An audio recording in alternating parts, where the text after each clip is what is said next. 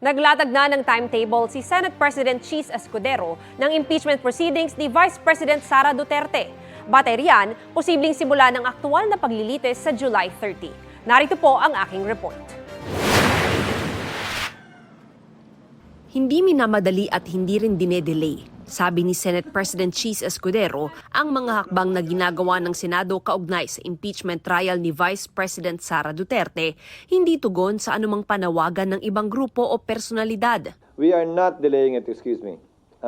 We are simply proceeding with it legally, constitutionally, and in accordance with law. For us not to follow the law will in fact create more delay or more opportunities for either party to go up, question the proceedings we're undertaking, which will in turn result in more delays.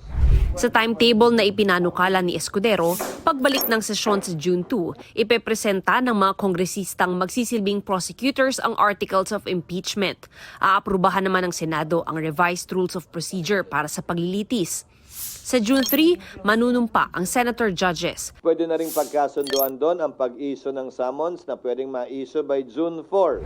Lahat ng yan mangyayari bago mag-adjourn ang Kongreso ng June 14. Mula June 14 to 24, ang palitan ng pleadings ng prosekusyon at nasasakdal na susundan ng isang buwang pre-trial. July 28 magbubukas ang sesyon at isang araw matapos nito, manunumpa ang mga bagong halal na senador bilang bahagi ng impeachment court.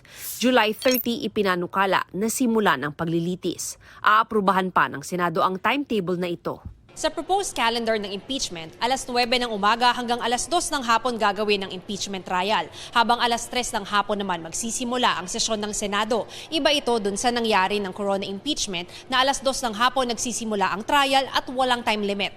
Kung meron kaming sesyon, hindi namin pwedeng isuspended animation ang legislative work ng Senado, lalo na pag-uusapan dyan yung pinaka-importanteng piraso ng legislasyon na dapat ipasa ng Kongreso, ang taon ng budget. Ayon kay Escudero, sa ngayon wala raw planong magpatawag ng caucus o pribadong pulong ng mga senador. Pero mag-uusap daw sila nang nagmungkahi nito na si Senate Minority Leader Coco Pimentel. Ano mang mapag-usapan namin, ganon din naman eh.